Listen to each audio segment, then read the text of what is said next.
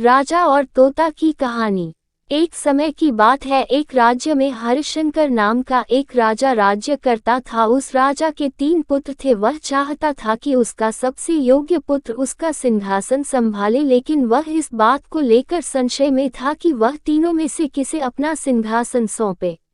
एक दिन राजा को एक युक्ति सूझी। उसी समय उसने अपने तीनों पुत्रों को बुलाकर कहा, बेटा, आज मैं आप सबसे एक सवाल पूछता हूँ। अगर आपके सामने कोई अपराधी खड़ा हो तो आप उसका क्या करेंगे? इस पर राजा के पहले पुत्र ने कहा, उस अपराधी को मृत्युदंड दिया जाना चाहिए।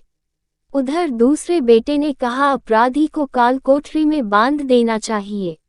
जबकि तीसरे बेटे ने कहा, पिताजी, उसे सजा देने से पहले हमें ये देखना चाहिए कि उसने वास्तव में अपराध किया है या नहीं। इस पर राजा के तीसरे पुत्र ने सबको कहानी सुनाई। एक राजा था जिसके पास एक बुद्धिमान तोता था। एक बार तोते ने राजा से कहा, मैं अपने माता पिता के पास जाना चाहता हूँ। राजा ने उसकी बात नहीं मानी, पर तोते ने हार नहीं मानी। उन्होंने लगातार महाराज से आग्रह किया कि मुझे मेरे माता पिता के पास जाने दिया जाए। अंत में राजा ने तोते की बात मान ली और कहा, ठीक है, तुम अपने माता पिता से मिलने आ जाओ, लेकिन वहाँ ज्यादा देर मत रहना। राजा ने तोते को सिर्फ 5 दिन की इजाजत दी और कहा, तुम 5 दिन में अपने घर वालों से मिलकर लौट आना। इसके बजाय तोता 5 दिनों के लिए अपने माता पिता के पास चला गया। छठे दिन जब वह राजा के पास लौट रहा था तो उसने सोचा कि क्यों न मैं राज के लिए कुछ उपहार ले जाऊं। फिर वह पहाड़ की ओर चला गया। दरअसल वह महाराज के लिए अमृत फल प्राप्त करना चाहता था। हम लोग जब वहां पहुंचे तब तक रात हो चुकी थी। तोता पहाड़ पर पहुंच गया और फल ले गया, लेकिन रात होने के कारण वह आगे नहीं बढ़ा और वहीं रुक गया।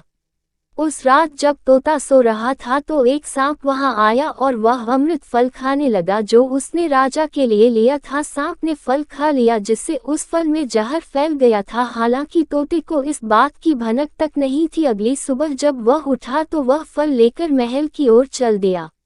जब वह महल पहुंचा तो खुशी खुशी सीधे राजा के पास गया और बोला, महाराज, मैं आपके लिए ये अमृत लाया हूँ, इसे खाओगे तो हमेशा के लिए अमर हो जाओगे। ये सुनकर राजा बहुत खुश हुआ। उसने तुरंत ही उस अमृत फल को खाने को कहा। इस पर एक मंत्री ने कहा, रुको साहब, आप इस फल को बिना जांचे परखे कैसे खा सकते हैं? जरा देखिए तोते का लाया यह अमृत सच है या नहीं। राजा ने मंत्री की बात मान ली और कहा कि तुरंत ही यह फल किसी कुत्ते को खिला देना चाहिए। राजा की आज्ञा पाकर सिपाही ने एक फल का टुकड़ा कुत्ते को खिला दिया। फल खाने के बाद कुत्ता मर गया। ये देखकर राजा क्रोध से आग बबूला हो उठा। क्रोध में आकर उसने तोते का सिर तलवार से काट डाला, साथ ही फल भी फेंक दिया। कुछ वर्षों के बाद उसी स्थान पर एक पौधा निकला। ये देखकर राजा को लगा कि यह उसी जहरीले फल का पौधा है। उसने सभी को आदेश दिया कि कोई भी उस पेड़ का फल न खाए।